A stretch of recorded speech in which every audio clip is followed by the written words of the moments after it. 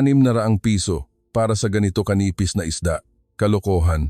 Sa Russia, isang balde na ng alak ang mabibili ko sa halagang yan.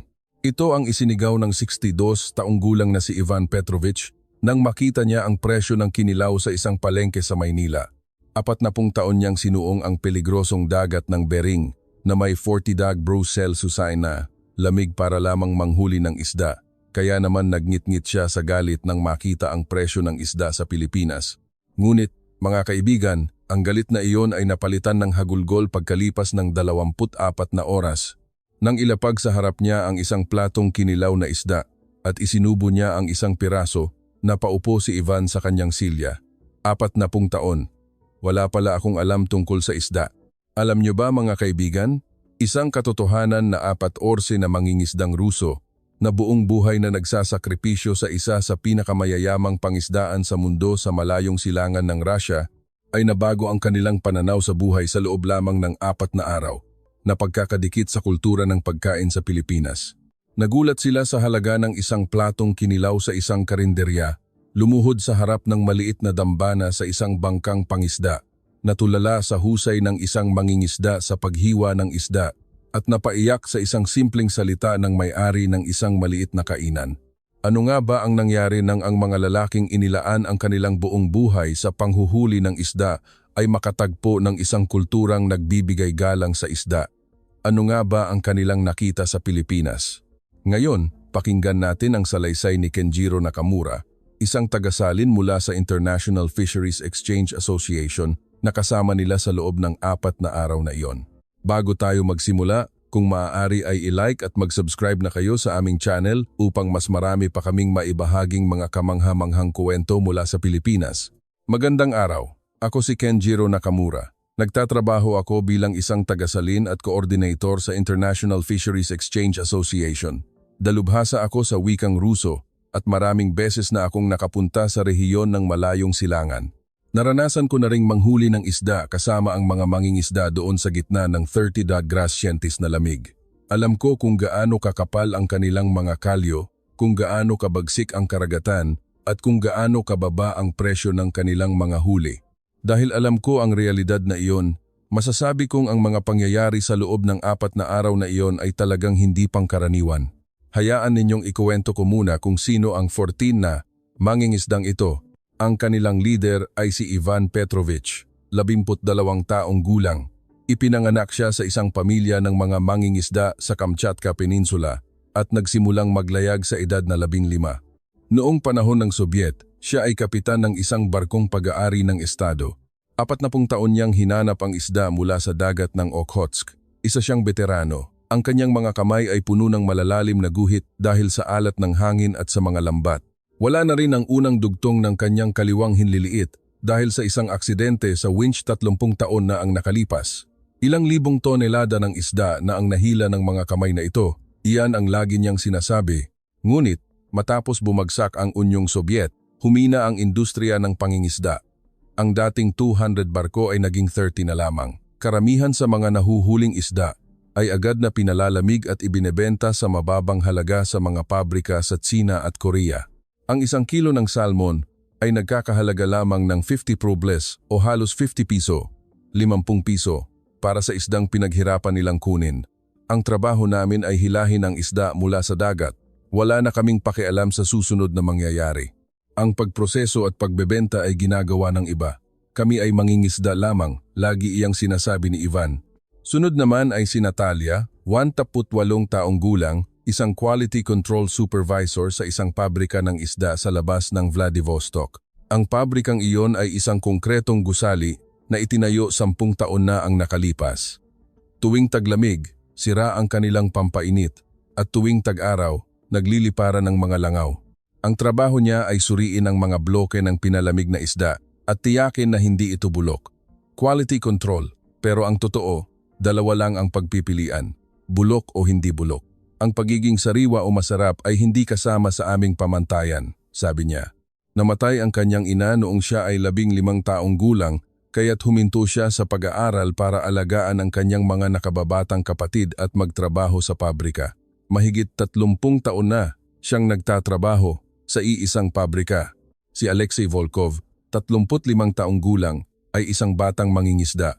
5 taon na ang nakalipas, biglang nagsara ang pabrika ng isda na pinagtatrabahuhan niya dahil natalo ito sa kompetisyon sa presyo. Mayroon siyang asawa at 2 anak na kailangang buhayin. Nang magsara ang pabrika, tinanong ako ng asawa ko kung anong gagawin namin. Wala akong maisagot. Sa huli, pinili niyang maging mangingisda. Ngunit, ang sahod ng isang batang mangingisda ay 3,000 rubles lamang sa isang araw o humigit kumulang 3,000 piso na mas mababa sa 10 beses kaysa sa sahod ng isang mangingisdang Pilipino. Habang tumatagal, mas nasisira ang aking katawan. Pero hindi tumataas ang aking kita. May kinabukasan ba sa trabahong ito? Iyan ang iniisip ko araw-araw. At si Boris Zakharov, 55 taong gulang, isang dating marine biologist. Nakakuha siya ng doctorate degree sa isang universidad sa Moscow, ngunit umalis siya nang matanggal ang lahat ng pondo para sa pananaliksik. Bumalik siya sa kanyang bayan sa Sakhalin at naging pinuno ng isang maliit na nayon ng mga mangingisda. Patuloy na bumababa ang populasyon ng nayon. Mula sa 500 residente 10 taon na ang nakalipas, 180 na lamang sila ngayon. Lahat ng mga kabataan ay umalis na. Hindi na iligtas ng siyensiya ang nayon. Pero hindi kami pinabayaan ng dagat. Hanggat may dagat at isda, hindi mamamatay ang nayon, naniniwala siya. Kasama rin sa grupo si Grigory, 70 taong gulang, ang pinakamatanda na dalubhasa sa pangingisda ng alimango sa dagat ng Okhotsk, at si Yuri, isang inhinyero sa isang barkong pangisda. Lahat ng 14 na miyembro, kasama ang 3 babae kabilang si Natalia, ay mga lalaki at babaeng nabuhay sa malupit na karagatan ng malayong silangan ng Russia. Galing sila sa isang 3 araw na Southeast Asian Fisheries Conference sa Bangkok. Layunin nilang ipaalam sa internasyonal na komunidad ang kalagayan ng industriya ng pangingisda sa malayong silangan ng Russia at humanap ng mga bagong merkado at tulong teknikal. Ngunit, hindi naging maganda ang resulta ng kumperensya. Sinabihan sila na mababa ang kalidad ng isda mula sa Russia at dapat silang magdala ng mga produktong may idinagdag na halaga, hindi lamang mga bloke ng pinalamig na isda. Mababa ang kalidad? Buhay namin ang nakataya sa mga isdang iyon. Walang masasariwa pa sa mga isdang ito, galit na sabi ni Ivan. Ang problema ay hindi natin ito napoproseso agad. Mahinahong sagot ni Natalia. 3 araw bago makarating sa pantalan, 1 araw pa bago palamigin. Sa panahong iyon, nawawala na ang pagiging sariwa. Masyadong luma na ang ating mga kagamitan. Tahimik lamang si Alexei, ngunit bakas sa kanyang mukha ang pagkadismaya. Wala na namang magbabago, iyon ang nasa isip niya. Ang kanilang flight pabalik sa Moscow mula sa Bangkok ay dapat dumaan sa Middle East. Ngunit, 4 na oras matapos mag-take off, isang malakas na bagyo, ang Super Typhoon No. 13, ang humarang sa kanilang daanan sa silangan ng Pilipinas. Isa itong napakalaking bagyo na may lakas ng hangin na 17 metro bawat segundo at diameter na 800 kilometro. Narinig nila ang anunsyo ng kapitan. Dahil sa bagyo, hindi na posible ang paglipad sa nakatakdang ruta. Para sa inyong kaligtasan, emergency landing tayo sa Ninoy Aquino International Airport sa Pilipinas. Tumingin si Ivan sa labas ng bintana at bumulong, Pilipinas? Ang bansa ng adobo. Kung kumakain sila ng isda, hindi naman siguro masama. Ngunit, mas nangingibabaw sa kanyang mukha ang pagdududa kaysa sa pananabik. Ang mga mauunlad na bansa ay naglalagay ng isda sa mga nakapak na lalagyan, hinihiwa gamit ang makina at ibinebenta sa mga plastic tray. Ang mga isdang pinaghirapan namin ay ipoproseso lamang sa isang conveyor belt sa isang pabrika. Ganoon din siguro sa Pilipinas. May pag-aalinlangan din si Natalia. Narinig ko na maganda ang teknolohiya ng pangingisda sa Pilipinas, pero sa huli, mass production pa rin ang ginagawa nila, tulad sa Russia. Mas malaki lang siguro ang sukat. Medyo iba ang reaksyon ni Boris. Nabasa ko sa isang journal na kakaiba ang industriya ng pangingisda sa Pilipinas. Baka maging isang kawili-wiling bansa ito. Ngunit, hindi niya rin inaasahan ang tunay na pagkabigla na mararanasan nila. Si Alexei naman ay may mga praktikal na alalahanin. Paano ang bayad sa hotel? Wala tayong sobrang pera. Narinig ko na mahal ang bilihin sa Pilipinas. Pwede kaya tayong humiram ng mga sleeping bag sa airport? Wala ni isa sa labang tala na miyembro ang nakapunta na sa Pilipinas. Ang alam lang nila tungkol dito ay adobo at Manny Pacquiao. Gabi na, pasado 9:00, nang lumapag sila sa Anaya. Pagbaba nila sa hagdanan, biglang huminto si Ivan. Anong amoy to? Iyon ang maalinsangang hangin ng Pilipinas. Para sa kanila na sanay sa malamig at tuyong hangin, para itong hangin mula sa ibang mundo. Napakadali ng kanilang pagpasok sa bansa. Sa kabila ng emergency landing, naghanda ang mga tauhan ng airport ng mga simpleng gabay sa Ingles at Ruso. Nagulat si Gregory. May gabay sa Ruso. Alam ba nilang darating tayo? Malamang ay nakipag-ugnayan na ang airline sa kanila. Mabilis kumilos ang mga airport sa Pilipinas, paliwanag ko. Ngumisi si Ivan. Sa airport sa Russia, 3 oras kang maghihintay. 10 dokumento ang kailangan mong sulatan at masungit pa rin ang mga tauhan. Sa bus papunta sa hotel na inayos ng airline, sinabi ni Ivan habang nakatingin sa labas, malinis ang mga kalsada. Walang butas. Ang mga kalsada sa Russia ay puro butas, kaya nasisira ang mga sasakyan. Idinagdag ni Natalia, at lahat ng mga ilaw sa kalye ay gumagana. Sa Vladivostok, kalahati ay sira. Nakarating sila sa hotel ng 11:00 ng gabi.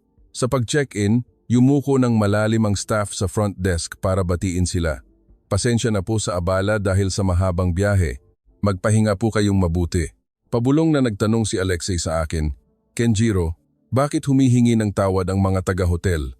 Ang may kasalanan ay ang bagyo, hindi sila. Sa Pilipinas, may kultura na humingi ng paumanhin para sa anumang abala na naidulot sa mga customer, paliwanag ko. Kakaibang bansa, sabi ni Alexei habang umiiling. Pagpasok sa kwarto, agad na tiningnan ni Boris ang banyo. May mainit na tubig sa gripo at mabilis lumabas. Sa kanyang nayon sa Sakhalin, kailangan pa niyang magpakulo ng tubig sa pamamagitan ng kahoy sa loob ng 30 minuto. Umupos na si Ivan sa kama at sinabing, isang gabi lang naman ito. Pagkatapos ng bagyo, uuwi na tayo. Wala akong interes sa Pilipinas. Ngunit, ang mga mangyayari kinabukasan ay ganap na babago sa kanyang mga sinabi. Kinaumagahan, nalaman namin na hindi kami makakaalis sa loob ng hindi bababa sa 3 araw dahil sa bagyo. Sagot ng airline ang hotel at pagkain, ngunit naiinip ang 14 na mangingisda. 3 araw? Anong gagawin natin? Iritableng sabi ni Ivan. Hindi ako sanay na nakatunganga lang sa lupa nang hindi nanghuhuli ng isda. Dahil nandito na rin tayo sa Pilipinas, mungkahi ko. Bakit hindi tayo bumisita sa isang palengke sa labas? Ito ang sentro ng industriya ng pangingisda sa Pilipinas. Palengke ng isda? Nakakita na ako niyan. Mayroon din sa Vladivostok. Mga isdang nakahanay sa sahig na semento, sabi ni Ivan na walang interes. Ngunit pumayag si Boris at sa huli, lahat sila ay sumama. Ang pagsakay pa lang sa tren ay puno na ng sorpresa. Ang mga automated na ticket machine, ang tren na dumarating sa tamang oras at ang tahimik na loob ng tren. Nagulat si Dimitri. Hindi umaalog ang tren na ito. Ang mga tren sa Russia ay napakaalog kaya nahuhulog ang mga tasa ng kape. Ngunit, ang tunay na pagkabigla ay nagsimula nang makarating sila sa palengke. 8:00 ng umaga, puno na ng buhay ang palengke. Sa magkabilang gilid ng daan may mga maliliit na tindahan na nagbebenta ng sariwang isda at pagkaing dagat na magandang nakaayos. Sa sandaling makita nila ang tanawin, lahat ng 14 na mangingisda ay natigilan. Ano to? Ang boses ni Ivan ay puno ng galit kaysa pagtataka. Nakatingin siya sa isang pakete ng kinilaw na nakadisplay sa isang tindahan. Magandang hiniwa ang sariwang isda at inayos na parang bulaklak sa isang maliit na lalagyan. Magkano to? 150 piso po, sagot ng tindera.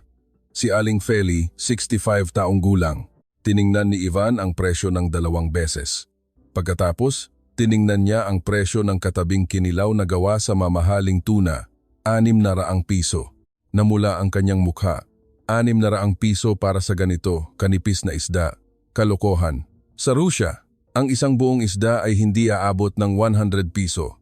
At dito, 600 piso para sa ganito kanipis na hiwa.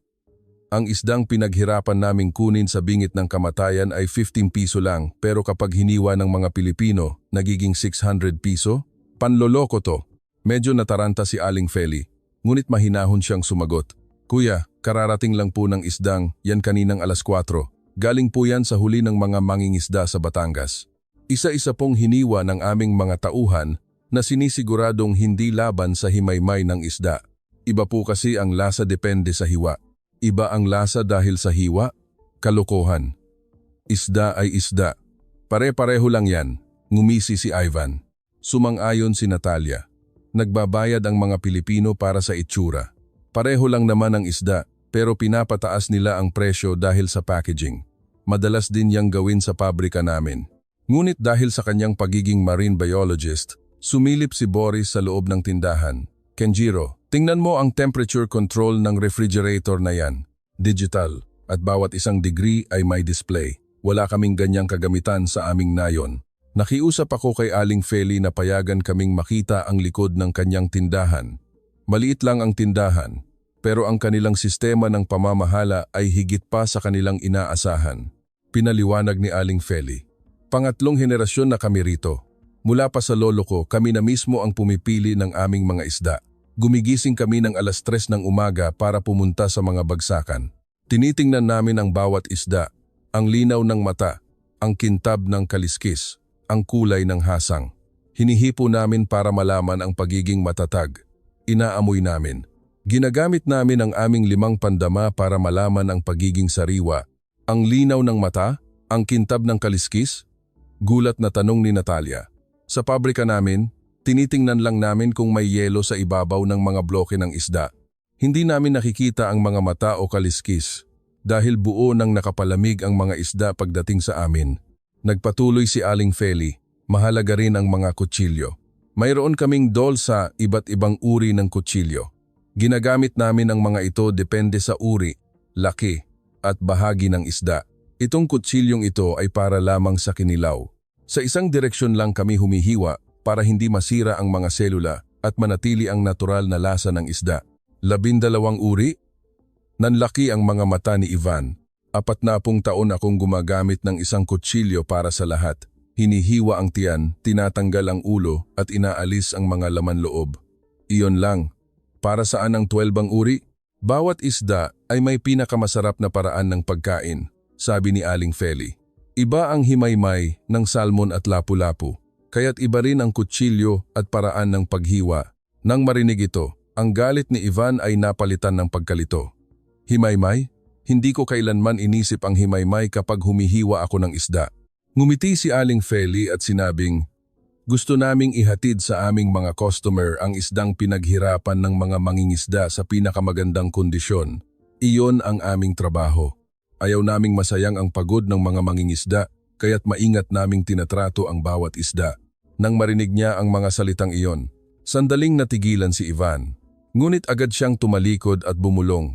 Puro salita. Hindi pa rin bukas ang kanyang isipan. Habang naglalakad sa palengke, patuloy ang kanilang mga sorpresa. Sa harap ng mga tindahan ng isda, magandang nakaayos ang mga isda sa ibabaw ng yelo. Hinawakan ni Gregory ang yelo at nagulat. Malinis ang yelong ito. Sa Russia, hindi kami gumagamit ng yelo. Kadalasan, direkta sa sahig nakalagay ang mga isda. Walang pakialam kahit may mga langaw. Sa harap ng isang tindahan ng inihaw na isda, huminto si Alexei. Kenjiro, anong ginagawa ng taong yan? Ang may-ari ng tindahan, si Mang Tonyo, 58 taong gulang, ay nag-iihaw ng isda sa isang malaking ihawan. Ang kanyang mga galaw ay tuloy-tuloy at maganda, na parang isang sayaw. Nagluluto siya ng inihaw na isda. Isa sa mga sikat na pagkain dito, sagot ko. Inihaw na isda? Nag-iihaw lang ng isda? Bakit kailangan pang maging ganyan kadetalye? Kung sa kawali lang, 30 segundo lang tapos na. Matapos pagmasdan si Mang Tonyo ng mahigit 10 minuto, nagtanong si Alexei. Bakit po kayo ganyan kaingat? Hindi po ba mabagal yan? Sumagot si Mang Tonyo nang hindi humihinto. Hindi ko po hinahanap ang bilis. Kailangan po ang paraang ito para makuha ang pinakamasarap na lasa. Kapag mabilis, nagiging tuyo ang loob. Kapag dahan-dahan, nagiging malambot at makatas. Pero kung matagal, mas malaki ang gastos. Hindi po ba? Kung iisipin ang kita, mas maganda kung mas mabilis. Sa unang pagkakataon, huminto si Mang Tonyo at diretsong tumingin sa mga mata ni Alexei. Kung isasakripisyo ko ang lasa para sa kita, hindi na yan pagluluto. Isa na lang yang produkto. Hindi ako gumagawa ng produkto. Nagluluto ako. Natigilan si Alexei. Sa Russia, ang isda ay isang produkto. Mabilis, mura at maramihan. Iyon lang ang alam niya tungkol sa industriya ng pagkain. Sa isang sulok ng palengke, may isang maliit na tindahan na nagbebenta ng mga lutong bahay na pagkaing dagat. isang matandang babae, si Lola Ines, na mukhang mahigit 100 gulang na, ang mag-isang nagpapatakbo nito. "Masarap to! Tikman nyo!" Nakangiting sabi ni Lola Ines nang makita kami. May maliliit na tasa ng adobong pusit na nagkakahalaga ng 50 piso bawat isa. Kumuha si Ivan ng isa. Sa sandaling matikman niya, natigilan siya. "Masarap." Iyon lang ang sinabi niya at nanahimik ng mga 3 segundo. "Kenjiro, paano to niluto?" "Lola Ines, maaari niyo po bang sabihin sa amin kung paano ninyo niluto ang pusit na ito?" Masayang ipinaliwanag ni Lola Ines. "Itong pusit na to, unang-una, nililinis ko ng mabuti. Tapos, pinapakuluan ko kasama ng luya at sibuyas sa loob ng 40 minuto. Ang mga enzyme mula sa luya ang nagpapalambot sa pusit. Mahalaga rin ang apoy. Malakas na apoy sa unang 10 minuto. Tapos mahinang apoy sa loob ng 30 minuto. 3 beses kong tinitikman habang nagdaragdag ng toyo at suka. Ganyang kahirap para sa 50 pisong pusit?" Gulat na tanong ni Natalia. "Sa pabrika namin, pinalalamig namin ang buong pusit, tinutunaw at ibinebenta. Hindi namin niluluto," tumawa si Lola Ines. 60 taon ko na tong ginagawa. Ang pinakamasarap na pakiramdam ay kapag sinasabi ng mga customer na masarap. 60 taon? Ulit ni Ivan. "Oh, mangingisda ang asawa ko. Ang mga nahuhuli niya ang niluluto ko at ibinebenta. Matagal nang wala ang asawa ko, pero ipinangako ko sa kanya na ipagpapatuloy ko to hanggat kaya ko." Sa likod ng malumanay ng ngiti ni Lola Ines, nakita ko ang isang malalim na determinasyon at tila naramdaman din ito ni Ivan. Tahimik siyang bumili ng isa pang tasa ng adobong pusit at dahan-dahang kinain. Ang kanyang ekspresyon ay ibang-iba na sa galit kanina. Mukha siyang nag-iisip ng malalim. Pagkatapos sa palengke, kumain kami ng tanghalian sa isang karinderya. Nang pumasok ang 14 sa amin, natigilan sila sa kanilang nakita. "Kenjiro, ano? Yang mga pagkaing nakahain diyan?" tanong ni Gregory. "Mga ulam po yan. Pipili kayo ng gusto ninyo. Pero nakasulat doon na 50 piso ang isang order?" Tiningnan ni Alexei ang presyo. "Opo, may mga ulam na 50 piso. 50 piso? Katumbas ng 50 rubles? Makakakain ka na ng ulam sa halagang yan?" Umupo sila at maingat na kumuha ng pagkain. Unang kumain si Alexei ng sinigang na salmon. "Masarap. Ito ba ay 50 piso? Hindi ka pani-paniwala." Sunod na kumain si Ivan ng inihaw na tuna. Pumikit siya ng mga 30 segundo at hindi nagsalita. "Ivan, anong nangyari?" tanong ni Boris. 40 taon kong isinugal ang buhay ko para manghuli ng isda at sa Russia, 100 piso lang ang 1 kilo. Pero dito sa Pilipinas, ang kaparehong isda ay nagiging isang masarap na ulam sa halagang 50 piso at ang mga kumakain ay ganito kasaya. Idinilat ni Ivan ang kanyang mga dapat ganito kinakain ang aming mga isda. Hindi ginagawang bloke ng yelo, pinapaputi sa pabrika, at ginagawang murang delata.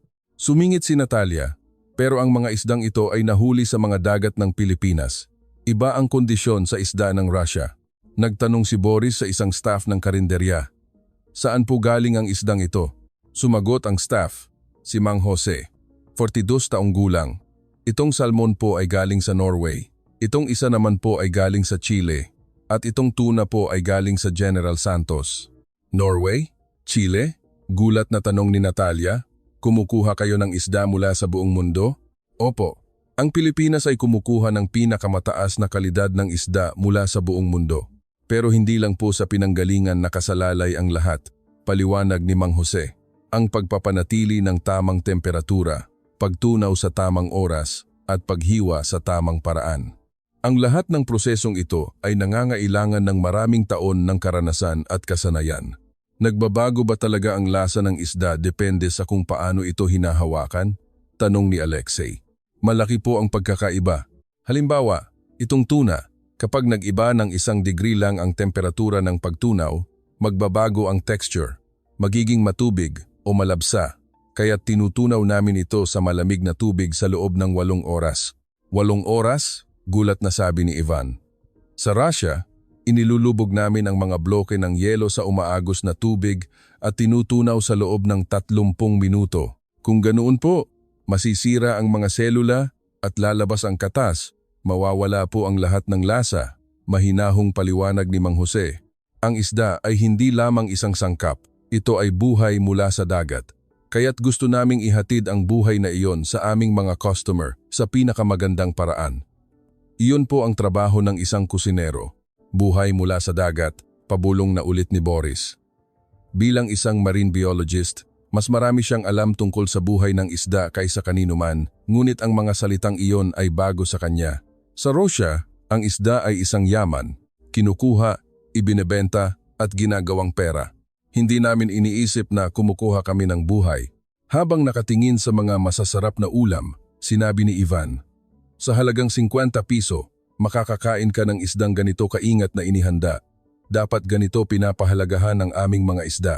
Pero ang aming mga isda ay ginagawang bloke ng yelo, walang tatak, at ipinapadala sa mga pabrika sa Tsina. Hindi namin alam kung sino ang kakain at paano ito kakainin. Hindi patas." Tumagos sa aking puso ang mga salita ni Ivan. Hindi iyon galit, kundi panghihinayang. Masuwerte ang mga isda sa Pilipinas. Pinapahalagahan sila. Nakakaawa ang aming mga isda.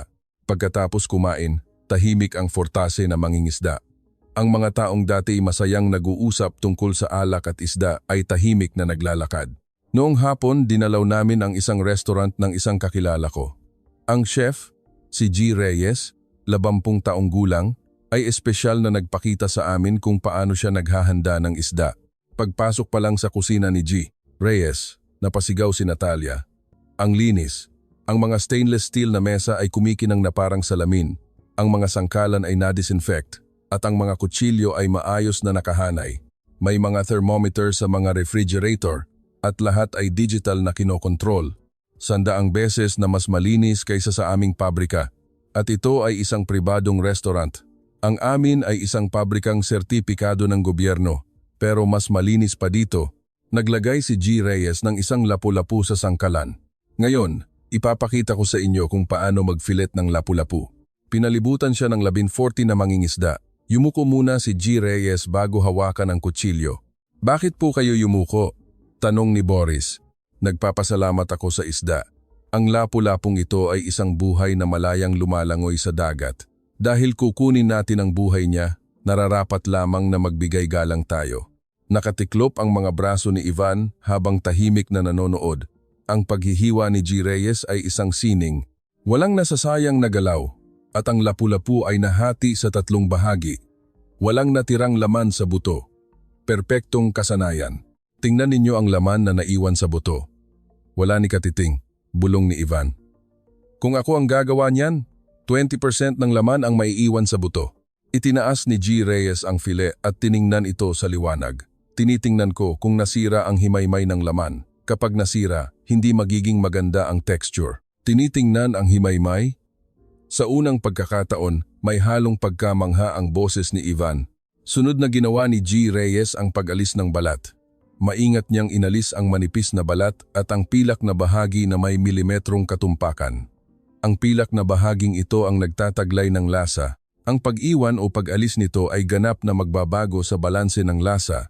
Pinagmasdan ni G. Reyes ang file at sinabing, "Ang lapu-lapung ito ay nahuli ng isang mangingisda kaninang madaling araw. Naglayag ang mangingisda, hinarap ang mga alon at maingat na hinawakan ang bawat isda para hindi masira. Bilang ganti sa kanyang pagod, obligasyon kong lutuin ito gamit ang pinakamahusay na kasanayan. Bilang ganti sa pagod ng mangingisda." Nang ulitin ni Ivan ang mga salitang iyon, nanginginig ang kanyang boses. Ang 62 taong gulang na veterano ay may luha sa kanyang mga mata. 40 taon, walang sinuman ang nagbigay halaga sa aking pagod. Hindi ko kailanman inisip kung paano kinakain ang aking mga isda. Dinadala ko lang sa pabrika, kumukuha ng pera, at tapos na. Pero ang taong ito ay ganito kaingat magtrato ng isda para sa isang mangingisdang hindi niya kilala. Tinabunan ni Ivan ang kanyang mukha ng kanyang mga kamay. Nanginginig ang kanyang mga balikat. 40 taon na tahimik na nanghuli ng isda sa malupit na karagatan. Ang taong ito ay unang beses umiyak sa isang maliit na restaurant sa Maynila. "Pasensya na," sabi ni Ivan habang pinupunasan ang kanyang mga luha. "Kanina sa palengke, nagreklamo ako na mahal ang kinilaw. Sinabi kong panloloko ang 600 piso, pero mali ako. Para sa ganitong kasanayan, Sa ganitong paggalang, sa ganitong dedikasyon, mura pa ang 600 piso. Naging tanga ako. Lumapit si G. Reyes kay Ivan at mahinahong sinabi, "Ang mga mangingisda ang may pinakamarangal na trabaho. Dahil sa inyong pagsasakripisyo, nakakapagluto kami. Lagi akong nagpapasalamat sa mga mangingisda." Hinawakan ni Ivan ang mga kamay ni G. Reyes, ang magaspang na mga kamay ng mangingisda at ang pinong mga kamay ng kusinero, magkaiba, ngunit parehong nakaharap sa buhay ng isda. Umiiyak din si Natalia. 30 taon na akong nagtatrabaho sa isang pabrika ng isda pero ngayon lang ako nakakita ng taong ganito kaingat magtrato ng isda. Ang ginagawa ko ay hindi quality control. Isa lang itong pag-uuri. Tahimik na nagsusulat si Boris sa kanyang notebook. Sa Pilipinas, ang isda ay itinuturing na buhay, hindi yaman. Ang nanghuhuli, nagdadala, nagluluto, at kumakain. Lahat sila ay nagbibigay galang sa buhay ng isda. Ito ay isang pagpapahalaga na ibinabahagi sa buong supply chain. Sa Russia, ganap na wala ang pananaw na ito. Nakasandal si Alexei sa pader at nakatingin sa kisame. Nawalan ako ng trabaho nang magsara ang pabrika. Napilitan lang akong maging mangingisda. Pero dito, lahat ng trabahong may kinalaman sa isda ay may dignidad. Ang mga mangingisda, mga nagtitinda, mga kusinero, lahat sila ay may pagmamalaki sa kanilang trabaho. Ang kulang sa akin ay hindi kasanayan, kundi pagmamalaki. Sa huli, binigyan kami ni G. Reyes ng tsaa. Nang makita ang isang maliit na kakanin na kasama ng tsaa, nagtanong si Boris, "G. Reyes, anong isda po ito?" "Isa po itong kakanin na hugis isda," tumawa si G. Reyes. Mahilig po talaga ang mga Pilipino sa isda, kaya't kahit ang aming mga kakanin ay hugis isda. Tumawa ng malakas si Dimitri. Kakanin na hugis isda. Sa Russia, ang isda ay kinakain o ibinebenta. Hindi namin ito ginagawang dekorasyon. Ang bansang ito ay talagang nahuhumaling sa isda. Lahat sila ay tumawa. Ito ang unang pagkakataon na nakita ko silang tumawa nang mula sa puso sa kanilang biyahe. Nang gabing iyon, dinala ko ang 14 sa kanila sa isang maliit na kainan sa isang kalapit na bayan. Isang maliit na lugar na may 8 upuan sa counter at 2 mesa. Ang may-ari, si Mang Kiko, 27 taong gulang, ang mag-isang nagpapatakbo nito. Sa pader, nakasulat sa kamay ang menu, kasama ang mga pangalan ng mga isdang nahuli sa araw na iyon. Kasya ba tayong 14 sa ganito kaliit na lugar? Nag-aalalang tanong ni Ivan. Huwag po kayong mag-alala. Espesyal na naghanda si Mang Kiko ng lugar para sa atin. Pagpasok namin, sinalubong kami ni Mang Kiko ng may ngiti. Tuloy kayo, mga mangingisdang Ruso pala kayo. Sige, ngayong gabi, espesyal na ipapatikim ko sa inyo ang aming mga pinagmamalaking isda. Sa ibabaw ng counter, nakahanay sa yelo ang mga isdang nahuli sa araw na iyon. Sa kabila ng kaliitan ng lugar, nakakagulat ang pagiging sariwa at dami ng uri ng isda. Ang rekomendasyon ko ngayon ay ang lapu-lapu mula sa Batangas at ang tanige mula sa Quezon. Mayroon din kaming nahuling talakitok mula sa Subic Bay, sabi ni Mang Kiko habang kinukuha ang isang tanige at hinahaplos ito. Itong tanige na to, nahuli ng isang mangingisda sa Quezon kaninang umaga gamit ang kawil. Iba ang lasa ng tanige na nahuli sa kawil kaysa sa nahuli sa lambat. Kapag sa lambat, nagpupumiglas sila at kumakalat ang dugo sa laman. Kapag sa kawil, isang hilaan lang, kaya't mas matatag ang laman at masarap. Iba ang lasa ng nahuli sa kawil at sa lambat? Hindi makapaniwalang tanong ni Ivan. Sa Russia, gumagamit kami ng malalaking lambat at sabay-sabay naming hinihila ang tone-toneladang isda. Ang paghuli ng isa-isa ay napakabagal. Mabagal nga, simpleng sagot ni Mang Kiko. Pero iba talaga ang lasa. Iniisip ko ang mga customer na kakain ng tanige na ito kapag binibili ko. Mas mahalaga sa akin na makapagbigay ng masarap na pagkain sa aking mga customer kaysa sa bilis. Hiniwa ni Mang Kiko ang tanige, inalis ang balat at inayos sa isang plato. Ito ang sinugbang tanige. Tikman ninyo. Nang isubo ni Ivan ang isang piraso, nanlaki ang kanyang mga mata. Ano to? Ganito ba ang lasa ng tanige? Kapag sinugba ang balat, lumalabas ang mantika at nagiging mabango. Ang tamis ng mantikang ito ay makukuha lamang sa tanige na nahuli sa kawil. Kumain din si Natalia at hindi makapaniwala. Ganito pala kadelikado ang lasa ng tanige? 30 taon na akong nagtatrabaho sa industriya ng pangingisda. Pero akala ko, ang tanige ay isang murang isda. Ginagawa lang delata o tinapa. Hindi ko naisip na pwede itong kainin ng sariwa. Ngumisi si Mang Kiko. Walang murang isda. Bawat isda ay may pinakamasarap na paraan ng pagkain. Ang paghahanap niyan ang trabaho ng isang kusinero. Habang umiinom, naging mas masaya ang usapan. Ikinuwento ni Ivan ang tungkol sa pangingisda sa Russia at sinagot ito ni Mang Kiko ng mga kwento tungkol sa pangingisda sa Pilipinas. Ako ang nagsasalin, ngunit tila mayroon silang koneksyon na higit pa sa mga salita. Kenjiro, maganda ang mga mata ng matandang yan, bulong ni Mang Kiko. Mga mata ng taong kilala ang dagat. Nang medyo nakainom na, nagsimulang kumanta si Ivan, isang kanta ng mga mangingisdang Ruso. Ang kanyang malalim at malakas na boses ay umalingaw-ngaw sa maliit na kainan. Hindi ko naintindihan ang mga salita, ngunit ang lungkot at lakas nito ay tumagos sa puso ng lahat. Tahimik na nakinig si Mang Kiko. Nang matapos ang kanta, sinabi niya, "Magandang kanta. Ang kanta ng mga mangingisda ay pare-pareho sa buong mundo. Ang takot sa paglayag, ang saya sa maraming huli, at ang dasal para sa mga kasamang hindi na nakabalik." Mangingisda rin ang tatay ko. Kumakanta rin siya ng mga ganyang kanta. Mangingisda rin po ang tatay ninyo? Tanong ni Boris. Oo, mangingisda ng tuna sa General Santos. Kusinero ako pero dumadaloy sa akin ang dugo ng tatay ko. Kaya't hindi ko kayang tratuhin ng basta-basta ang isda. Ang maingat na pagtrato sa isda ay isang paraan din ng pagpapakita ng respeto sa aking tatay. Nang marinig niya ang mga salitang iyon, tumulo ang luha mula sa mga mata ni Ivan. Mangingisda rin ang tatay ko. Sa dagat ng Kamchatka, sinabi sa akin ng tatay ko, ang dagat ay kusina ng Diyos. Ang isda ay pagkain ng Diyos. Kaya tuwing lalayag ka, tanggalin mo ang iyong sombrero at yumuko sa dagat. Nanahimik si Ivan sandali at nagpatuloy. Pero nakalimutan ko na. Iyon, nagsimula kong tingnan ang isda bilang pera. Ilang piso kada kilo, ilang piso kada tonelada. Tiningnan ko lang ito bilang isang produkto. Mapapagalitan ako ng tatay ko. Binigyan ni Mang Kiko si Ivan ng isa pang baso ng alak at sinabing, "Kung nakalimutan mo, alalahanin mo lang ulit. Hindi pa huli ang lahat para magbigay galang sa isda." Pauwi. Tumingala si Ivan sa kalangitan at bumulong. Alam ng mga kusinerong Pilipino ang tungkol sa aming mga mangingisda. Naiintindihan nila ang aming pagod, kaya't maingat nilang tinatrato ang isda. Sa Russia, hindi iniisip ng mga taga-pabrika ang mga mangingisda. Hindi nila alam kung saan galing ang isda. Tinitingnan lang nila ito bilang isang sangkap. Kung magbabago iyon, baka magbago rin ang industriya ng pangingisda sa Russia, mahinang sabi ni Boris. Magbabago. Babaguhin ko. Ang boses ni Ivan ay puno ng determinasyon. Pauwi sa hotel, dumaan kami sa isang convenience store.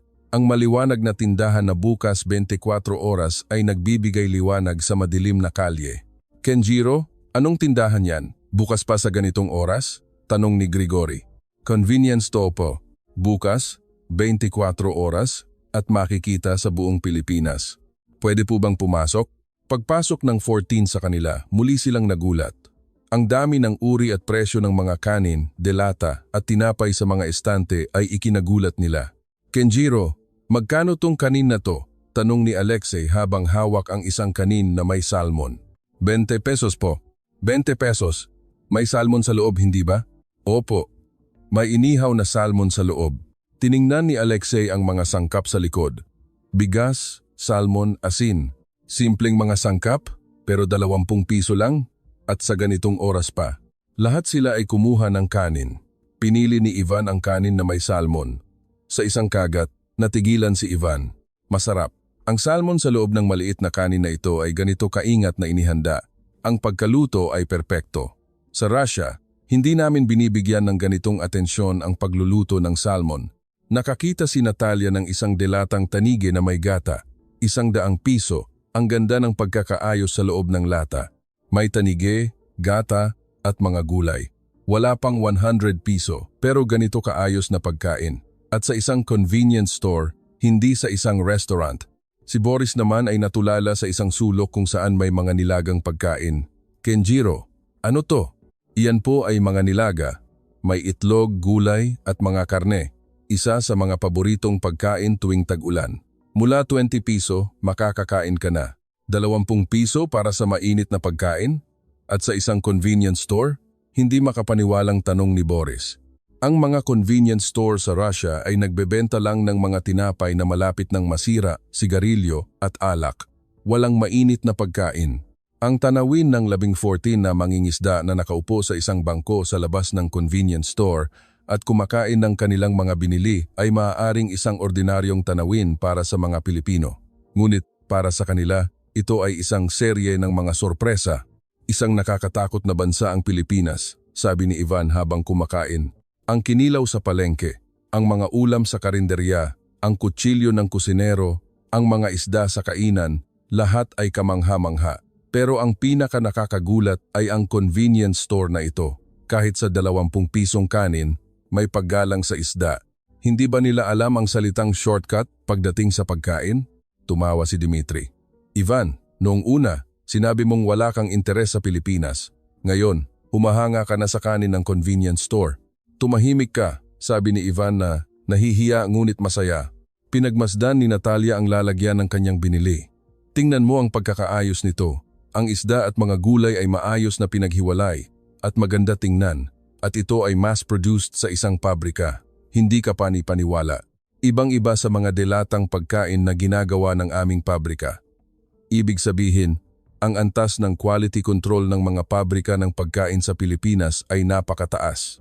Bumalik si Alexei sa loob para bumili ng isa pang kanin. Sa pagkakataong ito, pinili niya ang may adobo.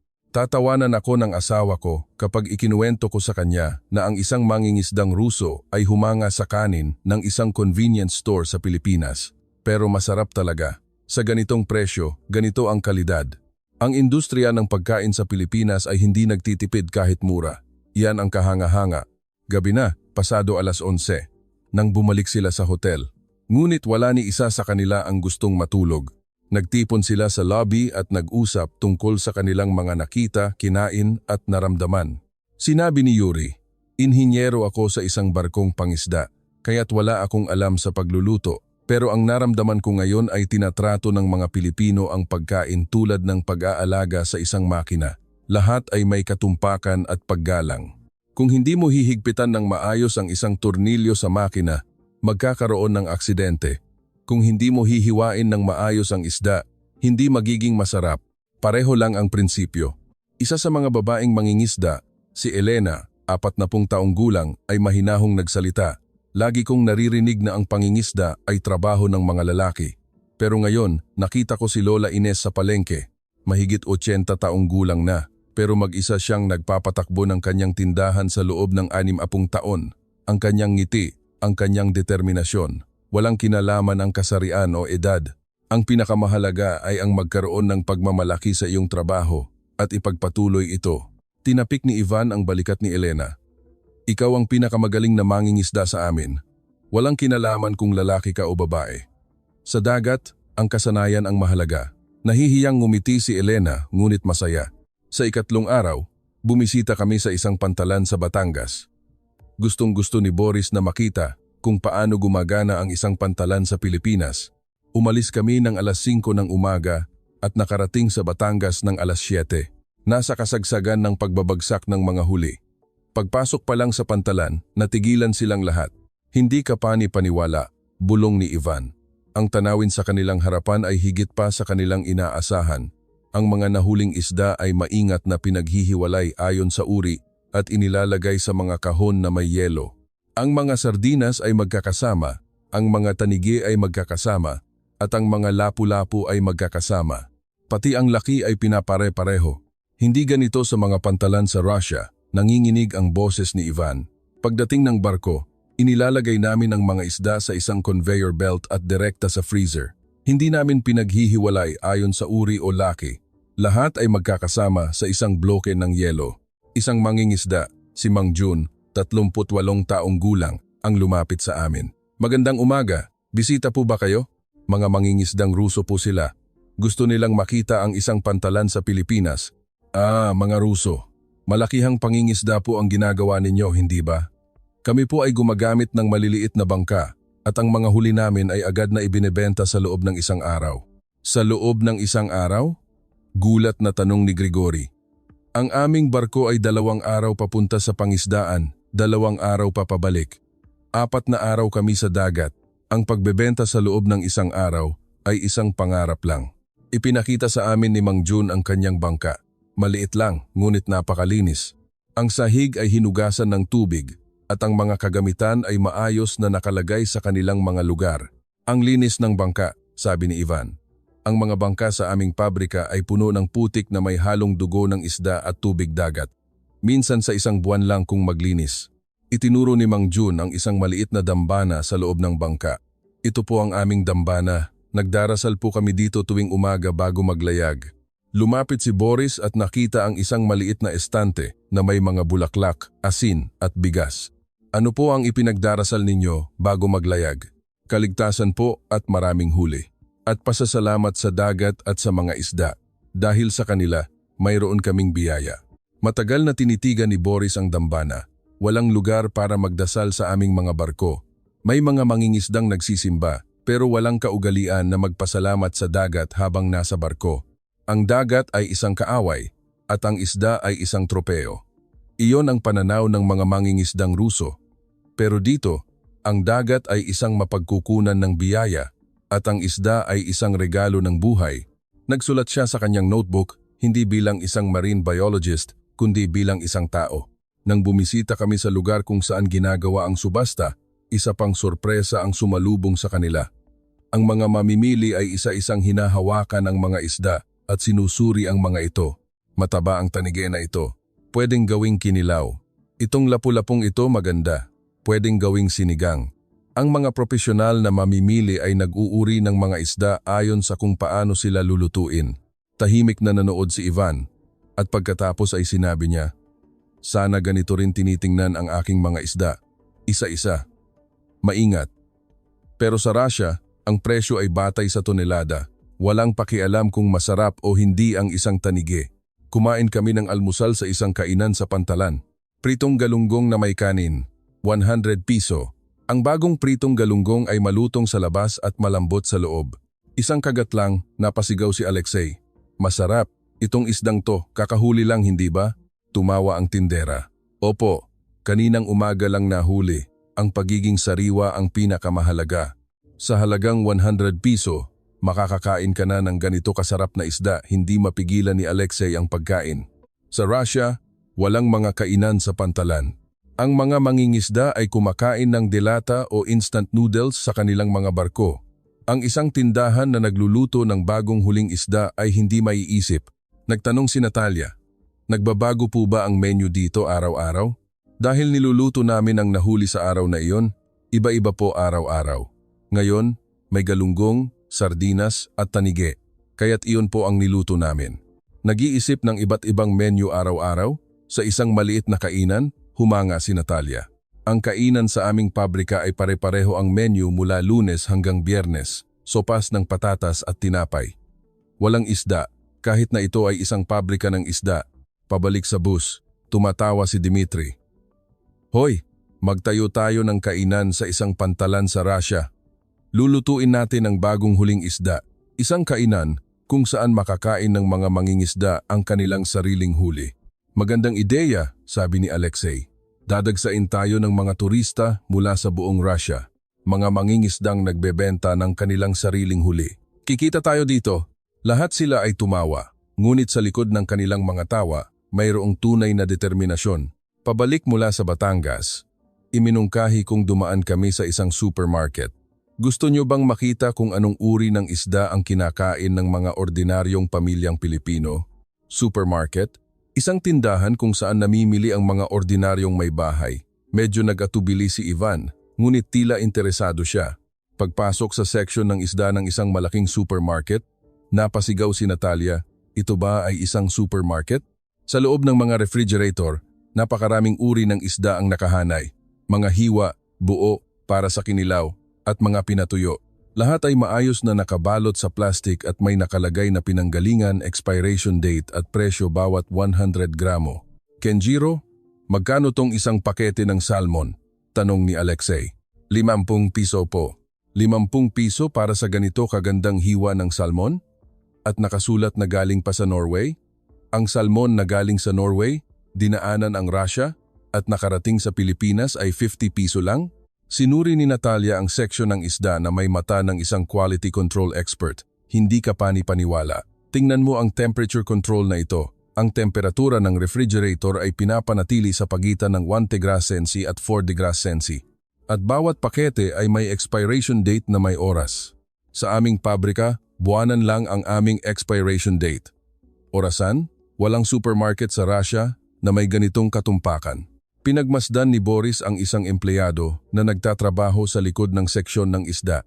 Isang batang babae na nakasuot ng puting sombrero at malinis na apron ang mabilis na nag-aayos ng mga hiwa ng isda sa mga pakete.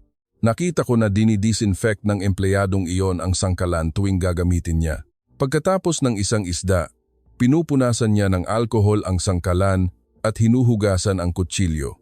Ang kanilang kalinisan ay napakahigpit. Hindi makaalis si Ivan sa harap ng seksyon ng kinilaw. Isang pakete na may 5 uri ng kinilaw ay nagkakahalaga ng 100 piso. Tuna, salmon, lapu-lapu, tanige at pusit. Magandang inayos na parang bulaklak. Sa halagang 100 piso, makakakain ka na ng 5 uri ng kinilaw at ang pagkakaayos nito ay kasing ganda ng sa palengke kahapon. Ito ba ang kalidad ng isang supermarket kung saan namimili ang mga ordinaryong tao? Nang lumipat sila sa seksyon ng mga lutong ulam, isa pang sorpresa ang sumalubong sa kanila. Sarsyadong isda, ginataang tanige, pritong hipon at iba pa. Lahat ay niluto sa loob ng tindahan at may tatak na bagong luto. Kumuha si Gregory ng isa. Itong sarsyadong isda, 50 piso, gawa sa kamay. Kung o-order ka ng ganitong ulam sa isang kainan sa Russia, aabutin ka ng 800 rubles. Ang nakakuha ng pansin ni Natalia ay isang maliit na papel na nakadikit sa takip ng pakete ng kinilaw. Anong papel na ito? Iyan po ay isang drip absorption sheet. Sinasipsip nito ang tubig na lumalabas sa isda para manatiling sariwa. Drip absorption sheet? Natulala si Natalia. May drip absorption sheet sa takip ng isang pakete sa supermarket? Ganyan sila kadetalye? Sa aming pabrika, hinahayaan lang naming maipon ang tubig sa ilalim ng pakete, walang pakialam. Pero dito sa Pilipinas, kahit sa mga produktong para sa mga ordinaryong mamimili, may ganitong pag-iingat. Kumuha siya ng maraming litrato gamit ang kanyang smartphone. Ipapakita ko ang mga litratong ito sa pabrika pag-uwi ko. Kapag sinabi kong mas mataas ang quality control ng isang supermarket sa Pilipinas kaysa sa aming pabrikang sertipikado ng gobyerno, baka magalit ang manager. Pero totoo ito. Tumawa si Alexei.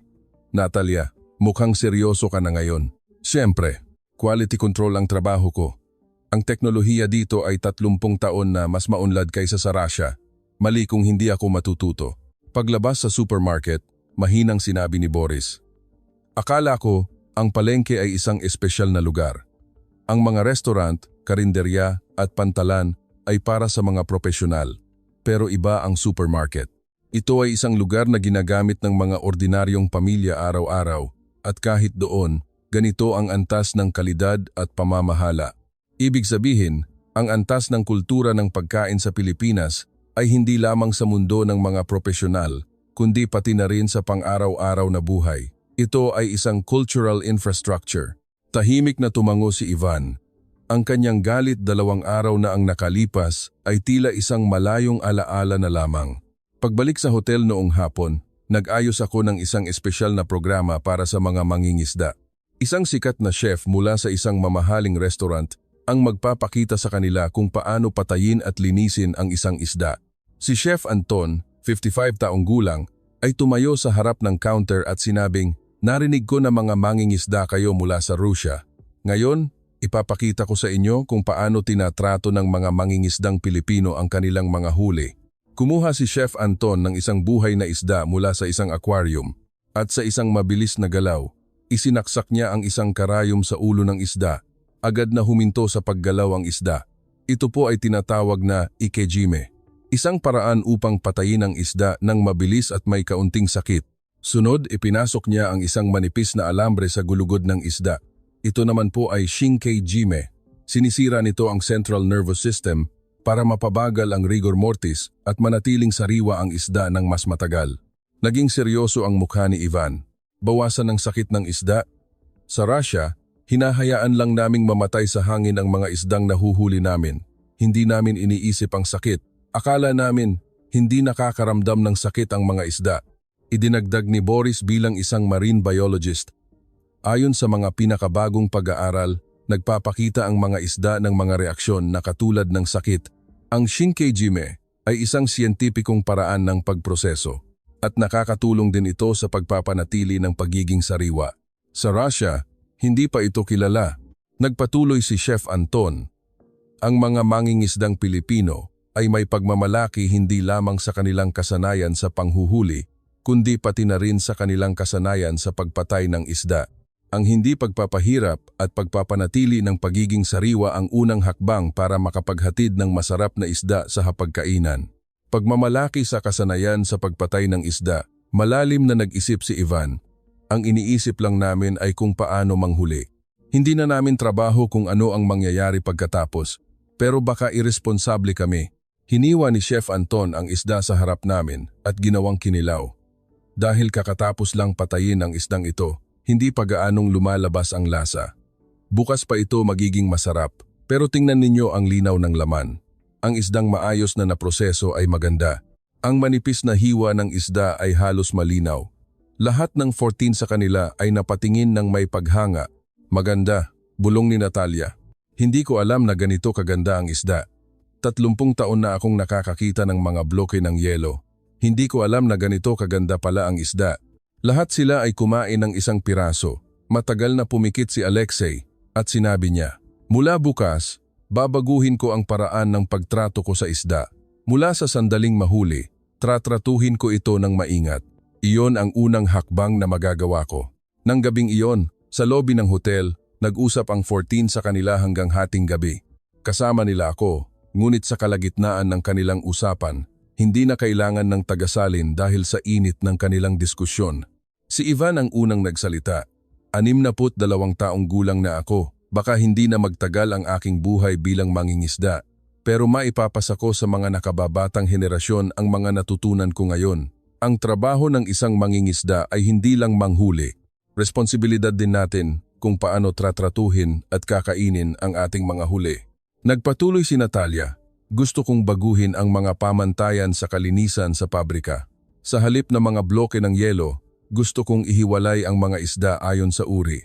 Sinabi ni G. Reyes, hindi ba? Bilang ganti sa pagod ng mga mangingisda, dapat tratuhin ng maingat, ganoon din sa pabrika. Ang pagtrato ng basta-basta sa mga isdang pinaghirapan ng mga mangingisda ay isang insulto sa kanila. Binuksan ni Boris ang kanyang notebook at sinabing, may 3 bagay na dapat nating matutunan mula sa industriya ng pangingisda sa Pilipinas. Una, paggalang sa isda. Pangalawa, quality control sa buong supply chain. Pangatlo, paglikha ng idinagdag na halaga.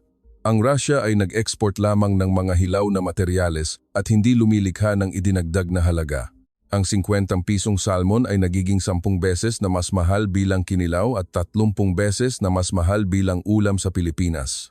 Ang pagkakaiba ay dahil sa kasanayan at kultura. Tahimik na nakinig si Alexei, ngunit sa huli, sinabi niya, naging mangingisda ako dahil nagsara ang pabrika.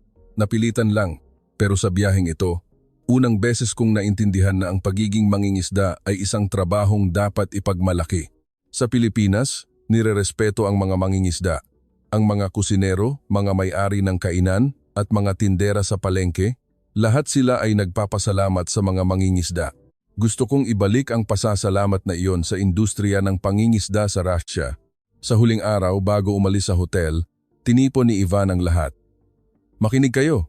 3 araw na ang nakalipas, sinabi kong wala akong interes sa Pilipinas. Akala ko, nagbebenta lang sila ng isda sa mga nakapak na lalagyan. Mali ako. Tahimik na nakinig ang 14 sa kanila. Mahal ng bansang ito ang isda. Ang nanghuhuli, nagdadala, nagluluto, at kumakain, lahat sila ay nagbibigay galang sa buhay ng isda. Itinuro sa akin ni Aling Feli sa palengke na hindi dapat masira ang himaymay ng isda. Sinabi ni G. Reyes na dapat tratuhin ng maingat ang isda bilang ganti sa pagod ng mga mangingisda. Sinabi ni Mang Kiko na hindi pa huli ang lahat para magbigay galang sa isda. Itinuro sa akin ni Mang Jun na dapat magdasal bago maglayag. Nanginginig ang boses ni Ivan. Sinabi ng tatay ko na ang dagat ay kusina ng Diyos. Nakalimutan ko na iyon. Pero dito sa Pilipinas, naalala ko, ang isda ay hindi isang produkto, kundi isang buhay. At ang paghahatid ng buhay na iyon sa mga tao sa pinakamagandang paraan ang misyon ng lahat ng taong may kinalaman sa dagat. Sa bus papunta sa airport, tinanong ako ni Boris ng isang huling tanong. Kenjiro, bakit ganito kaseryoso ang mga Pilipino pagdating sa pagkain? Hindi ko pa ito nakita sa ibang mga mauunlad na bansa. Sa Pilipinas, mayroon kaming salitang salamat sa pagkain. Ito ay isang pasasalamat sa buhay na naging pagkain. Bago kumain, nagdarasal kami para magpasalamat sa buhay na aming kukunin. Salamat sa buhay. Inulit ni Boris ang mga salitang iyon. Walang katumbas na salita sa Ruso o Ingles. Ang pag-unawa na ang pagkain ay pagkuha ng buhay. Ang pilosopiyang ito ang bumubuo sa buong kultura ng pagkain sa Pilipinas. Sa departure lobby ng NAIA, hinawakan ni Ivan ang aking kamay. Salamat Kenjiro. 62 taon na akong nabubuhay, pero ito ang 4 na araw na pinakamarami akong iniyak. Nahiya ako nang sumigaw ako sa palengke. Pero kung hindi dahil sa galit na iyon, hindi ko mararamdaman ang paghangang ito. Dahil sa kultura ng pagkain sa Pilipinas, nagpasya akong magsimulang muli bilang isang mangingisda. Inabutan ako ni Natalia ng isang maliit na balot. Hindi kami nakabili ng pasalubong, pero ito ang recipe ng atsara na ibinigay sa akin ni Lola Ines sa palengke. Sabi niya, ibigay ko raw sa iyo. Sa papel nakasulat sa magandang sulat ni Lola Ines. Sa aming mga kaibigang Ruso, bumalik kayo kahit kailan. Lahat ng taong nagmamahal sa isda ay magkakaibigan. Habang papunta ang eroplano sa runway, nakita ko ang Manila Bay sa labas ng bintana. Idinikit ni Ivan ang kanyang noo sa bintana at bumulong. Sa kabila ng dagat na iyon ay ang aking dagat. Iisang dagat. Magkakaugnay ang mga dagat. Ang mga pagbabago pagkatapos nilang bumalik ay higit pa sa aming inaasahan. Si Boris ang unang kumilos. Nagsumite siya ng isang ulat sa Federal Agency for Fishery ng Russia. Ang pamagat ay tungo sa pagbuo ng isang Philippine-style fisheries value chain, mga mungkahi para sa reforma ng industriya ng pangingisda sa malayong silangan ng Russia. Ang 30 pahinang ulat na ito ay isang siyentipikong pagsusuri ng mga pamamaraan ng quality control, mga pamantayan sa kalinisan, at paglikha ng idinagdag na halaga na kanyang naobserbahan sa industriya ng pangingisda sa Pilipinas.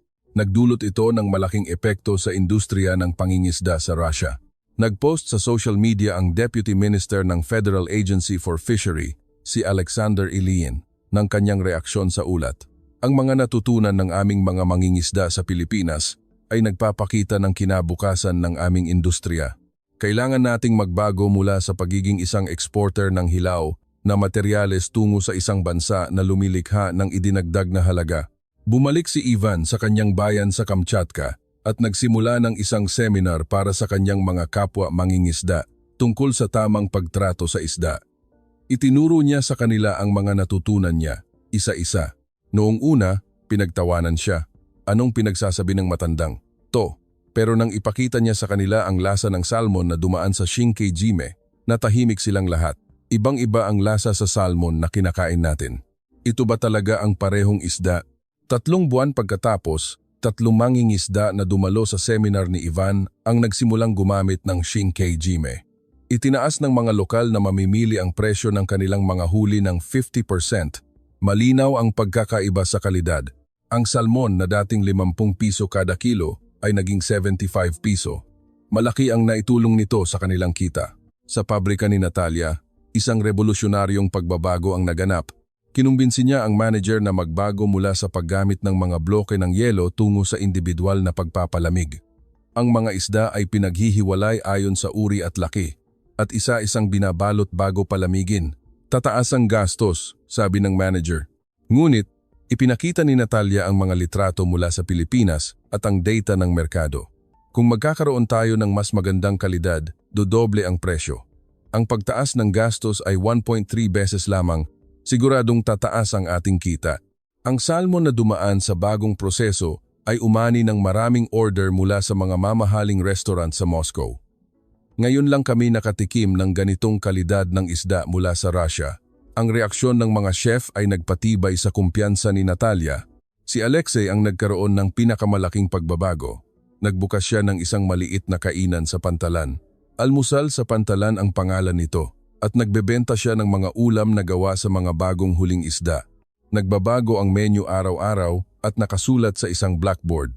Isang ideya na nakuha niya mula sa tindahan ni Lola Ines sa palengke. Limitado ang aking puhunan pero sinuportahan ako ng aking asawa, sabi ni Alexei. Noong unang linggo, 3 lang ang customer ko. Pero kumalat ang balita tungkol sa sarap ng bagong huling isda at ngayon may pila tuwing umaga.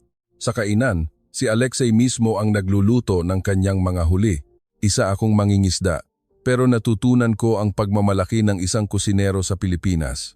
Ang trabaho ko ay hindi nagtatapos sa panghuhuli. Trabaho ko rin na ihatid ito sa mga customer sa pinakamagandang paraan. Sa pader ng kanyang kainan, nakasabit ang isang naka-frame na kopya ng recipe na ibinigay sa kanya ni Lola Ines. Lahat ng taong nagmamahal sa isda ay magkakaibigan. Iyon ang naging inspirasyon ni Alexei. Ang pagbabago ni Elena ay kapansin-pansin din. Pagbalik niya, itinatag niya ang Far East Russian Women Fisherfolk Network sa Vladivostok. Isang network na nag-uugnay sa mga babaeng mangingisda at nagtatrabaho sa industriya ng pangingisda sa malayong silangan ng Russia. Nang makita ko si Lola Ines na nagpapatakbo ng kanyang tindahan sa edad na mahigit 80, napagtanto kong nagbibigay ako ng mga dahilan sa aking sarili. Dahil babae ako, dahil luma ang mga kagamitan, dahil walang pondo. Pero si Lola Ines, wala siyang anuman. Ang mayroon lang siya ay determinasyon at 10 taon ng karanasan. Mayroon din akong 30 taon ng karanasan. Bilang unang aktibidad ng network, isinalin ni Elena sa Ruso ang isang manual sa kalinisan mula sa Pilipinas at ipinamahagi ito sa 50 pabrika ng isda. Ipinakita niya ang mga litrato ng mga temperature control system na kinuha niya sa isang supermarket sa Pilipinas at ipinaliwanag ito sa mga pabrika. Noong una, pinagtawanan siya ng mga lalaking manager. Bakit mo ikinukumpara sa isang supermarket sa Pilipinas? Iba ang aming budget. Pero sinagot niya, hindi ito tungkol sa budget, tungkol ito sa kamalayan. Ang pagdidisinfect ng sangkalan ay hindi nangangailangan ng pera. Sa loob ng 3 buwan, mahigit 200 babae ang sumali sa network ni Elena. Ito ang unang pagkakataon na nagkaroon ng koneksyon ang mga babaeng nagtatrabaho sa industriya ng pangingisda sa malayong silangan ng Russia. Si Dmitry, 70 taong gulang, ay naging isang guest lecturer sa isang paaralan para sa mga mangingisda sa Kamchatka. Nagbibigay siya ng mga lektura tungkol sa kultura ng pagkain sa Pilipinas sa mga batang mangingisda. Iniisip ninyo na ang trabaho ng isang mangingisda ay manghuli lang, hindi ba? 60 taon ko ring inisip yan. Pero sa Pilipinas, sinabi sa akin ng isang tindera sa isang kainan sa Pantalan, bagong huli yan. Ang pagiging sariwa ang pinakamahalaga. Isang simpleng salita. Pero sa Russia, hindi namin nagagawa ang simpleng bagay na iyon. Ang pagpapakain ng bagong huling isda ng sariwa, hindi namin nagawa iyon. Ang mga lektura ni Dmitry ay nagkaroon ng malaking epekto sa mga estudyante. Totoo po ba na kahit sa mga convenience store sa Pilipinas, makakabili ka ng masarap na isda? Tanong ng isang bata na may kumikinang na mga mata. Masayang sumagot si Dmitry, oo, kahit ang salmon sa loob ng 20 pisong kanin ay maingat na inihanda. Seryoso ang bansang iyon pagdating sa pagkain. Ang kainan ni Alexei ay naging viral sa social media at isang istasyon ng TV sa Russia ang nag-interview sa kanya. Ang programa ay pinamagatang Ang Mangingisdang Ruso na nagbago ang buhay sa Pilipinas at umani ng malaking reaksyon mula sa mga manonood. Isang negosyante mula sa Moscow ang nag-alok na gawing franchise ang kanyang kainan, ngunit tumanggi si Alexei. Kung lalaki ang sukat, bababa ang kalidad. Si Mang Kiko ay mag-isang pinapanatili ang lasa ng kanyang kainan. Ako rin, mag-isa kong pananatilihin ang maliit na kainang ito. Iyan ang natutunan ko sa Pilipinas. Isang batang mangingisda na dumalo sa seminar ni Ivan ang nag-post sa social media. Sinubukan ko ang Shinkei Jime na itinuro sa akin ng 62 taong gulang na si Ivan at ang parehong salmon ay naging ibang-iba ang lasa. Akala ko, may kung anong sumanib sa kanya pag-uwi niya mula sa Pilipinas, pero ngayon, ako na ang sinaniban. Ang post na ito ay ibinahagi ng mahigit 10,000 beses at ang paraan ng pagproseso ng mga Pilipino ay naging isang mainit na paksa sa mga mangingisda sa malayong silangan ng Russia. 6 na buwan pagkatapos, opisyal na naglunsad ng isang proyekto ang Federal Agency for Fishery ng Russia. Pinangalanan itong Far East Fisheries Quality Revolution Project at naglaan sila ng pondo para sa pag-aangkat ng teknolohiya mula sa Pilipinas.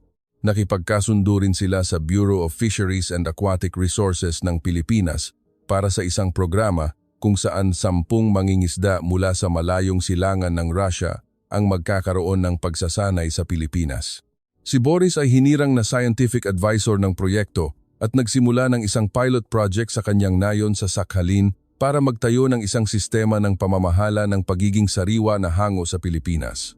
Isang maliit na pasilidad ang itinayo sa kanyang nayon at nagawa nilang mag-produce ng mga isdang dumaan sa Shinkejime na naka-vacuum sealed. Bumalik ang mga kabataan sa nayon, iniulat ni Boris sa isang email, kung malalaman ng mga kabataan na may kinabukasan sa pangingisda, babalik sila. Ang populasyon ng aming nayon ay tumaas mula 1,110 hanggang 210. Dahan-dahan, ngunit siguradong nagbabago. Nagkaroon din ng pagbabago sa panig ng Pilipinas. Sinabi ni Mang Jun mula sa Batangas na mas lalo niyang ipinagmalaki ang kanyang trabaho matapos makipag-ugnayan sa mga mangingisdang Ruso. Nalaman ko na ang mga bagay na ginagawa ko araw-araw tulad ng Shinkejime at pagpapanatili ng pagiging sariwa ay isang malaking bagay pala para sa mga taga-ibang bansa. Mas lalo akong nagsisikap. Si Mang Kiko ay naglagay ng isang litrato ni Ivan sa counter ng kanyang kainan. Nang gabing kumanta ang matandang Ruso na iyon, umiyak din ako. Nalaman kong may mga kasama ako sa kabilang panig ng mundo na pareho ang pagtrato sa isda. Dahil doon, mas lalo akong ginanahan sa pagluluto. Sa tindahan ni Aling Feli sa palengke, may isang maliit na karatula na nakasulat sa Ruso, "Maligayang pagdating." Mula nang dumating ang mga Rusong iyon, dumami ang aming mga dayuhang customer. Masaya ako na mas maraming tao ang nakakaunawa sa kahalagahan ng aming mga isda. 1 taon pagkatapos, nakatanggap ako ng isang sulat mula kay Ivan. Nakasulat sa kamay at may malakas na mga letra. "Kenjiro, 1 taon na ang nakalipas mula sa 4 na araw na iyon. Ang aking dagat sa Kamchatka ay napakalamig pa rin ngayon, 35 degrees Celsius. Ang sahig ng barko ay nagyeyelo at nawawalan ng pakiramdam ang aking mga daliri. Tila walang nagbago, pero may isang bagay na nagbago. Kaninang umaga, bago ako maglayag, tinanggal ko ang aking sombrero at yumuko sa dagat tulad ng ginagawa ng aking tatay. At isa-isa kong ginawa ang Shinkejime sa mga nahuli kong salmon. Mahirap, pero kapag naiisip kong ang isdang ito ay magiging masarap na pagkain sa isang hapagkainan, nagiging maingat ang aking mga kamay. Araw-araw kong naaalala ang sinabi ni Mang Kiko, hindi pa huli ang lahat para magbigay galang sa isda. Magsisimula ako sa edad na 62, pero hindi pa huli. Hanggat may dagat, patuloy akong magbibigay galang sa isda. Kasama ng sulat ang isang litrato. Ang 8 taong gulang na apo ni Ivan, si Mikhail, ay may hawak na maliit na salmon sa sahig ng isang barkong pangisda. Sa likod ng litrato, nakasulat sa sulat ni Ivan, ang unang itinuro ko kay Mikhail ay kung paano batiin ang isda. Ngayon, siya na ang pinakamagaling gumawa ng Shinkejime. Ang paggalang sa isda na natutunan ni Ivan sa Pilipinas sa edad na 62 ay naipasa sa isang 82 taong gulang na bata sa Kamchatka at balang araw, kapag naging mangingisda ang batang iyon, siguradong tatanggalin niya ang kanyang sombrero at yuyuko sa dagat bago maglayag, tulad ng ginagawa ng kanyang lolo at ng lolo ng kanyang lolo. Habang binabasa ko ang sulat na ito, naaalala ko ang 4 na araw na iyon. Si Ivan na sumisigaw sa palengke. Si Ivan na umiiyak sa karinderya, si Ivan na kumakanta sa kainan, at si Ivan na yumuyuko sa dagat sa Kamchatka. Ang mga isda ay lumalangoy sa mga karagatan sa buong mundo, at lahat ng mga dagat ay magkakaugnay. Ang isdang maingat na pinatay ng isang mangingisdang Pilipino at ang isdang nahuli ng isang mangingisdang Ruso sa talang 40 degrees Celsius na dagat ay parehong buhay mula sa dagat. Ang 4 na araw na iyon ay isang kuwento kung paano naipasa ang paggalang sa buhay na iyon sa kabila ng mga hangganan.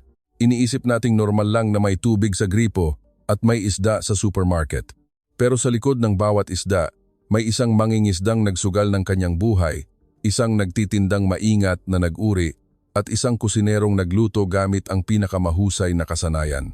Ang kultura ng pagkain sa Pilipinas ay nabubuo sa paggalang at pagmamalaki ng lahat ng mga taong ito. Sa totoo lang, sa loob ng 4 na araw na iyon, ang pinakamalaking nagbago ay hindi ang mga mangingisdang Ruso, kundi ako mismo, dahil sa aking trabaho. Madalas kong ipinapaliwanag ang kultura ng Pilipinas sa mga dayuhan. Pero ipinapaliwanag ko lang ito bilang isang kaalaman. Ang paggising ni Aling Feli ng alas 3 ng umaga para suriin ang mga mata ng isda, ang damdaming inilalagay ni Mang Kiko sa pag-iihaw ng isang tanige, at ang pagdarasal ni Mang Jun sa dambana ng kanyang bangka, lahat ng iyon ay itinuturing kong normal. Sa pamamagitan ng mga mata ni na Ivan, muli kong natuklasan kung gaano ka-espesyal ang kultura ng pagkain ng aking bansa. Mula noon, tuwing bibili ako ng isda sa supermarket, sa pagtingin pa lang sa tatak sa pakete, naaalala ko na ang mukha ng mga mangingisdang naglayag sa dilim. Kapag kumakain ako sa isang karinderya, nararamdaman ko na sa bawat plato ay mayroong kasanayan ng isang kusinero at buhay ng isang isda. Sa susunod na kakain kayo ng kinilaw o inihaw na isda, sana ay alalahanin ninyo, sa bawat hiwa ng isda, mayroong buhay mula sa dagat at kaluluwa ng lahat ng mga taong nag-alaga nito. Dito nagtatapos ang ating kwento ngayon. Ang kwento ng 14 na mangingisda mula sa malayong silangan ng Russia na nag-emergency landing sa Pilipinas dahil sa isang bagyo at naranasan ng galit, luha at paghanga sa loob ng 4 na araw. At ang kwento ng pag-asa na sumunod. Ano ang masasabi ninyo? Mag-iwan ng komento para sa mga bida ng ating kwento.